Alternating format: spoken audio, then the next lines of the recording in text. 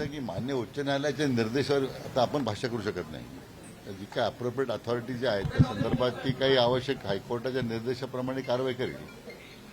मसुद्याचे मुद्दे आपण फायनल केले आणि जो आपण पाठवलेला आहे नाही, आमच्या उपसमितीने जे काही मुद्दे उपस्थित झाले होते आम्ही गेले 2-3 दिवस सातत्याने त्याच्यावर विचारविनिमय करून अंतिम मसुदा तयार केला आहे. तो अंतिम केला आहे, सगळ्यांनी मान्यता दिली त्या मसुद्याला आणि तो आता आम्ही घेऊन आम्ही मान्य जरंगे पाटलांना भेटणार आहोत आणि त्या बाबतीमध्ये मला असं वाटतं की काही सकारात्मक निर्णय होईल अशी अपेक्षा आहे.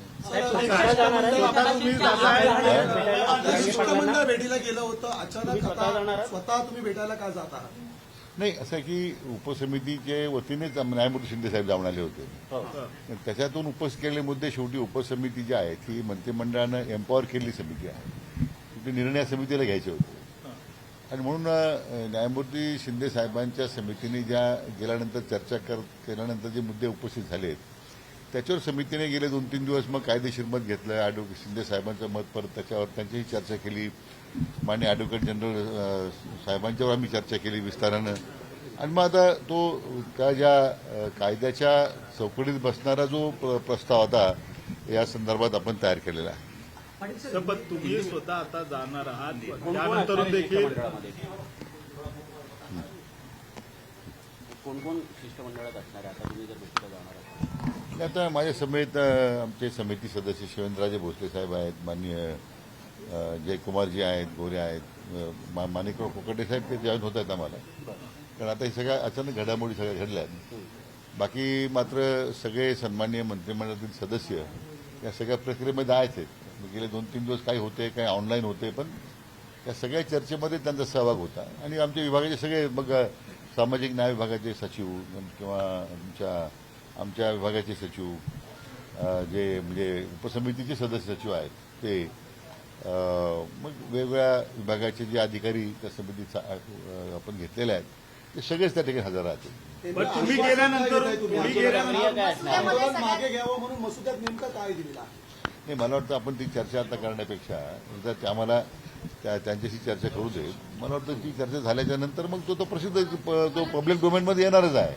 परंतु आम्हाला विश्वास आहे की शासनाच्या या भूमिकेमुळं मान्य जरंगे पाटील समाधानी होतील अशी आमची अपेक्षा आहे. गंभीर गुन्हे दाखल नसलेल्या मराठा युवकांवरती जे गुन्हे दाखल करण्यात आलेले आहेत, ज्याच्यामध्ये जे गंभीर गुन्हे दाखल नसलेल्या युवकांवरचे केसेस जे आहेत त्या मागे घेतल्या जातील असं काही मसुद्यामध्ये मेन्शन केलंय का? या बाबतीमध्ये स्पष्ट भूमिका शासनानं मांडलेली आहे. म्हणून त्या मसुद्यामध्ये मग ते गुन्हे मागे घ्यायचा प्रश्न असेल, त्या मृत नातेवाईक मृत आंदोलक जे आहेत त्यांच्या मुलांना पाल्यांना नोकरी द्यायचा प्रश्न असेल, हे सगळे विषयावर ॲड्रेस केले. त्यांच्याकडून कुणी येत नव्हतं, शिष्टमंडळ येत नव्हतं, त्यांच्याकडून प्रतिसाद येत नव्हता. आज यापूर्वी म्हणजे ड्राफ्ट पाठवण्यात आलाय, तुम्ही जाण्याआधी त्यांच्याकडून कुणी आलं होतं का? त्यांनी बाजू ऐकून घेतली का? कारण वारंवार असं होतं की त्यांच्याकडून कुणी येत नाही असं सरकारचं वारंवार म्हणणं. त्यांच्याशी चर्चा झाली नाही, पण त्यांच्या ज्या मागण्या आल्या होत्या आमच्यासमोर पहिलं निवेदन आलं, नंतर न्यायमूर्ती शिंदे साहेबांच्या माध्यमातून काही त्यांचे मुद्दे समोर आले. म्हणून त्या कायद्याच्या प्रक्रियेमध्ये शेवटी बसले पाहिजे. आता हे आपण ताबडतोब काही निर्णय करून जाणं, उद्या त्या कायद्याच्या कसोटीला जर आपण टिकलो नाही तर ते मराठा बांधवांच्या त्यांच्याशी विश्वासघात केल्यासारखं होईल. सर, याला लागूनच प्रश्न जो ड्राफ्ट पाठवलाय त्याच्या त्या जर मान्य झाल्या, त्याचा जरांगीने स्वीकारला तर 100% कायद्यात चौकटीत सगळं बसेल काय विश्वास? म्हणून तर वेळ गेला ना. कायद्यात चौकटीत बसावेत आणि त्या कसोटीमध्ये टिकाव्यात म्हणून तेवढा वेळ गेला.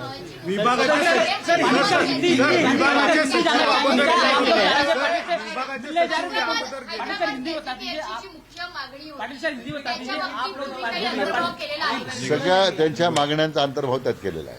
विभागाचे आयुक्त अगोदर गेले होते. मसुदा तैयार किया आपने सर, आगे की प्रक्रिया क्या होगी? प्रक्रिया क्या होगी इस प्रकार से? नहीं, अभी उन्होंने जो पिटीशन दिया था सरकार को, उसके तहत हमारे समिति ने न्यायमूर्ति शिंदे जी को वहाँ भेजा था. उनसे भी काफ़ी विस्तारित चर्चा हुई और जो मुद्दे सामने आए हैं उसके ऊपर काफ़ी गौर किया समिति ने. हमारी उपरी समिति ने गेले 2-3 दिन से काफ़ी पहल की, यानी जो जुडिशरी एंगल से भी देखा है एडवोकेट जनरल भी हमारे साथ उसमें 2 दिन लगातार हमारे साथ बैठे थे और ये पूरा एक मसूदा उसमें अभी तैयार होकर आया है।